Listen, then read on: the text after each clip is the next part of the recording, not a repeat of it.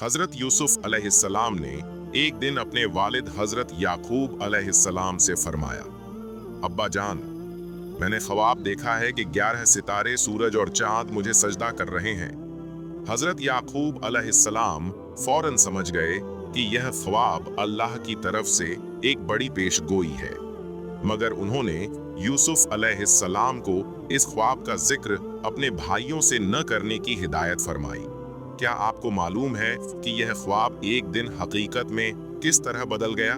क्या वो ख्वाब जो एक मासूम बच्चे के दिल में था, हकीकत में एक आलमी वाक़या बनने जा रहा था? आज हम आपको सुनाएंगे हजरत यूसुफ अलैहिस्सलाम की वो ईमान अफरोज दास्तान जो हमें सब्र, तकवा और अल्लाह पर भरोसे का सबक देती है, और यह भी बताती है कि कैसे अल्लाह की हिकमत ने उनकी जिंदगी और पूरे मिस्र की तकदीर को एक नए रुख पर डाला। आइए सुनते हैं हजरत यूसुफ अलैहिस्सलाम की इस अजीम कहानी को।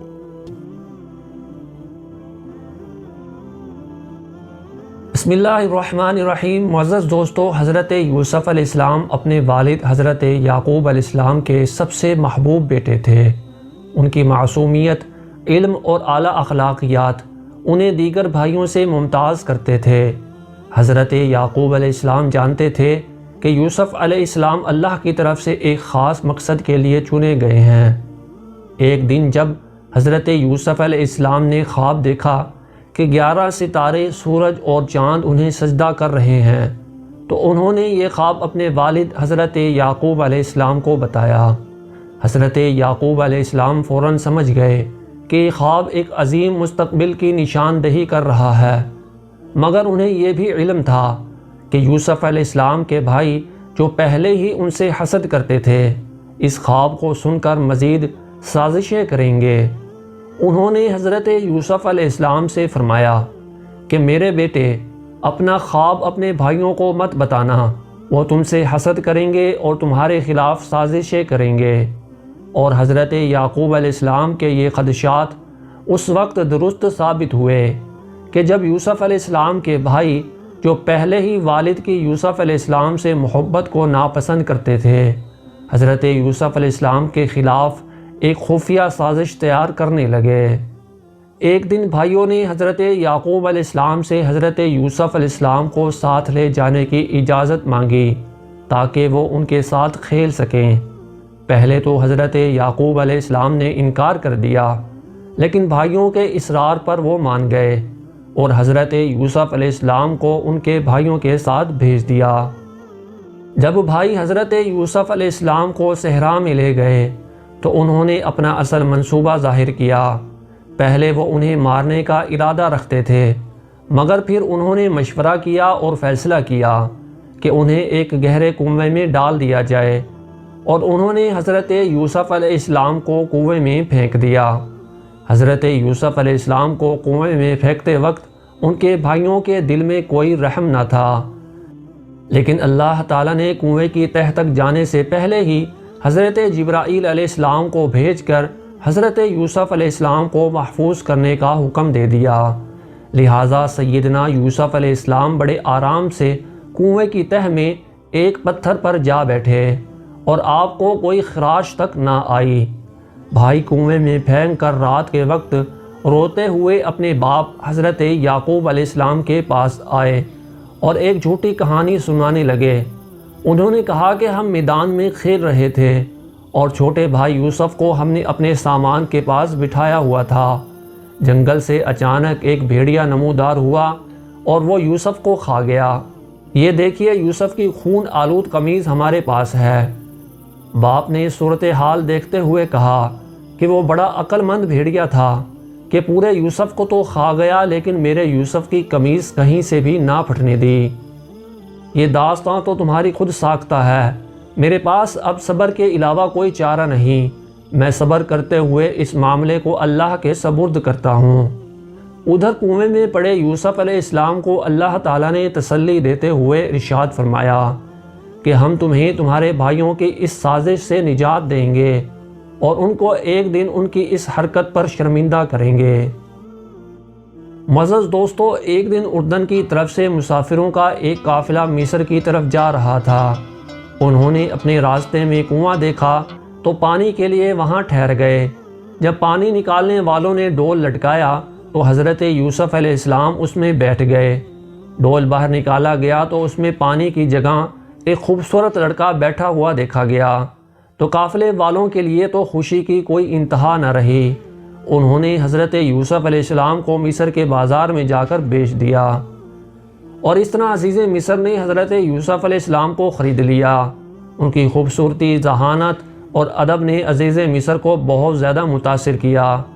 انہوں نے اپنی بیوی زلیخا سے کہا کہ اس لڑکے کا خیال رکھنا، ہو سکتا ہے کہ یہ ہمیں فائدہ دے یا ہم اسے اپنا بیٹا ہی بنا لیں۔ معزز دوستو، حضرت یوسف علیہ السلام جوان ہوئے تو ان کی خوبصورتی اور کردار کی مثال پورے مصر میں دی جانے لگی۔ زلیخا جو کہ عزیز مصر کی بیوی تھی، حضرت یوسف علیہ السلام کی طرف مائل ہو گئی۔ ایک دن اس نے انہیں اپنے پاس بلایا اور گناہ کی دعوت دی۔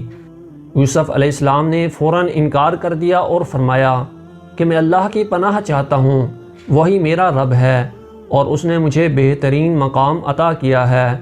جب حضرت یوسف علیہ السلام نے زلیخا کی دعوت گناہ کا انکار کر دیا تو زلیخا نے حضرت یوسف علیہ السلام پر بدکاری کا الزام لگاتے ہوئے کہا کہ اس نے مجھ پر حملہ کرنے کی کوشش کی ہے۔ یہ معاملہ عزیز مصر کے دربار تک جا پہنچا اور یوسف علیہ السلام کی بے گناہی ثابت ہونے کے باوجود حضرت یوسف علیہ السلام کو قید کر دیا گیا۔ معزز دوستو، عزیز مصر کی بیوی کے سیدنا یوسف علیہ السلام پر فریفتہ ہونے کی کہانی ہر ایک کی زبان پر عام ہو گئی تھی۔ گھر گھر عورتیں یہی باتیں کر رہی تھیں کہ ملکہ کو کیا ہو گیا ہے، وہ گھریلو ملازم کو دل دے بیٹھی ہے۔ ایسی بھی کیا بات ہوئی، اسے اپنے مقام کی طرف دیکھنا چاہیے تھا۔ جب ملکہ کو پتہ چلا کہ میرے بارے میں یہ باتیں ہو رہی ہیں تو اس نے شاہی محل میں ایک پرتکلف کھانے کی دعوت کا اہتمام کیا اور تمام عورتوں کو اس محل میں بلایا۔ جب وہ تمام عورتیں شاہی محل میں آ کر دسترخوان پر بیٹھ گئیں تو ان کے ہاتھوں میں چھریاں پکڑا دی گئیں، اور اسی دوران حضرت یوسف علیہ السلام کو کہا گیا کہ ذرا تھوڑی دیر کے لیے ان کے سامنے آئیں۔ جب حضرت یوسف علیہ السلام ان عورتوں کے سامنے تشریف لائے تو عورتیں حضرت یوسف علیہ السلام کو دیکھ کر حیران رہ گئیں کہ ایسا حسین و جمیل چہرہ انہوں نے اپنی زندگی میں پہلے کبھی نہیں دیکھا تھا۔ وہ دیدار یوسف میں ایسی دم بخود ہوئیں کہ چھریوں سے بے خودی میں اپنے ہاتھ کاٹ بیٹھیں، اور وہ پکار اٹھیں کہ یہ کوئی بشر نہیں بلکہ یہ تو کوئی آسمانی مخلوق ہے۔ معزز دوستو، قید خانے میں حضرت یوسف علیہ السلام نے مایوس ہونے کی بجائے اللہ کی عبادت جاری رکھی اور قیدیوں کو اللہ کی وحدانیت کی دعوت دی۔ وہاں دو قیدی جو بادشاہ کے دربار سے تعلق رکھتے تھے اپنے خوابوں کی تعبیر لے کر حضرت یوسف علیہ السلام کے پاس آئے۔ حضرت یوسف علیہ السلام نے ان کے خوابوں کی تعبیر کی اور ان میں سے ایک کو بتایا کہ وہ بادشاہ کے قریب ہو جائے گا، اور اس قیدی سے حضرت یوسف علیہ السلام نے یہ بھی فرمایا کہ بادشاہ کے پاس میرا ذکر ضرور کرنا۔ معزز دوستو، کچھ وقت کے بعد بادشاہ نے ایک عجیب خواب دیکھا کہ جس کی تعبیر کسی سے نہ ہو سکی۔ وہ قیدی جو یوسف علیہ السلام کے تعبیر دینے کی صلاحیت سے واقف تھا فوراً بادشاہ کے سامنے حضرت یوسف علیہ السلام کا ذکر لے آیا اور بادشاہ کو بتایا کہ قید میں ایک شخص ہے جو خواب کی تعبیر کر سکتا ہے۔ یہ سن کر بادشاہ نے حضرت یوسف علیہ السلام سے خواب کی تعبیر کا پوچھا تو حضرت یوسف علیہ السلام نے بادشاہ کے خواب کی تعبیر کرتے ہوئے ارشاد فرمایا کہ 7 سال کی پہلے تو خوشحالی آئے گی، پھر 7 سال کی قحط سالی ہوگی۔ آپ کو چاہیے کہ خوشحالی کے سالوں میں اناج ذخیرہ کریں تاکہ قحط کے دوران لوگوں کو سہولت دی جا سکے۔ بادشاہ یوسف علیہ السلام کی دانش مندی اور کردار سے بہت متاثر ہوا اور اس نے انہیں قید سے آزاد کر دیا اور مصر کی معیشت کا ذمہ دار بنا دیا۔ معزز دوستو، جب قحط سالی شروع ہوئی تو حضرت یوسف علیہ السلام کے بھائی اناج لینے مصر پہنچے۔ وہ نہیں جانتے تھے کہ جس کے سامنے وہ کھڑے ہیں وہ ان کا بھائی یوسف ہے۔ یوسف علیہ السلام نے انہیں پہچان لیا مگر فوراً اپنے آپ کو ظاہر نہیں کیا۔ کئی ملاقاتوں کے بعد جب بھائیوں نے اپنے والد اور چھوٹے بھائی بنیامین کی حالت کا ذکر کیا تو حضرت یوسف علیہ السلام نے اپنے آپ کو ظاہر کیا اور فرمایا کہ میں یوسف ہوں اور یہ میرا بھائی بنیامین ہے، اللہ نے ہم پر کرم کیا ہے۔ بھائی شرمندگی سے یوسف علیہ السلام کے سامنے جھک گئے۔ انہوں نے یوسف علیہ السلام سے معافی مانگی اور حضرت یوسف علیہ السلام نے انہیں معاف کرتے ہوئے ارشاد فرمایا کہ آج تم پر کوئی ملامت نہیں، اللہ تمہیں معاف کرے اور وہ سب سے بڑا رحم کرنے والا ہے۔ معزز دوستو، حضرت یوسف علیہ السلام نے اپنے والد اور پورے خاندان کو مصر بلایا۔ جب حضرت یعقوب علیہ السلام مصر پہنچے تو حضرت یوسف علیہ السلام کے خواب کی تعبیر حقیقت میں بدل گئی۔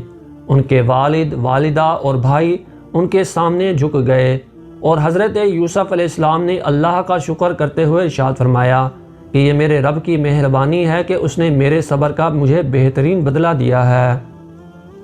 معزز دوستو، حضرت یوسف علیہ السلام کی زندگی ہمیں یہ سکھاتی ہے کہ آزمائشوں کے پیچھے اللہ کی حکمت ہوتی ہے۔ جب انسان اپنے رب پر بھروسہ کرتا ہے اور صبر کا دامن نہیں چھوڑتا تو اللہ تعالیٰ اس کے لیے ایسے دروازے کھول دیتا ہے کہ جن کا وہ تصور بھی نہیں کر سکتا۔ اگر آپ کی زندگی میں اللہ نہ کرے کوئی مشکلات ہیں تو حضرت یوسف علیہ السلام کے واقعہ سے سبق حاصل کریں، اللہ پر یقین رکھیں اور اپنی نیتوں کو درست رکھیں اور دعا کے ذریعے اللہ تعالیٰ سے مدد مانگیں۔ یاد رکھیں کہ اللہ کے فیصلے ہمیشہ بہترین ہوتے ہیں، چاہے وہ ہمیں اس لمحے سمجھ میں آئیں یا نہ آئیں۔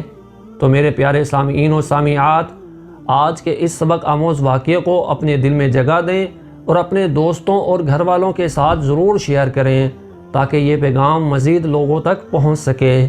آپ کے ایک شیئر سے شاید کسی کی زندگی بدل جائے اور آپ کے لیے بھی جنت میں جانے کا سبب بن جائے۔ آپ سے گزارش ہے کہ ہمارے چینل بامقصد کہانیاں کو سبسکرائب کریں اور بیل کے بٹن کو ضرور آن کریں تاکہ ہر نئی آنے والی ویڈیو کا نوٹیفیکیشن بر وقت آپ تک پہنچ سکے، اور ہمیں اپنی دعاؤں میں یاد رکھیں اور اس ویڈیو کے بارے میں اپنی قیمتی رائے کا اظہار بھی ضرور کریں۔ تو ملیں گے اگلی ویڈیو میں کسی اور ایمان افروز واقعہ کے ساتھ۔ تو جب تک کے لیے اجازت دیجیے، اللہ تعالیٰ آپ کا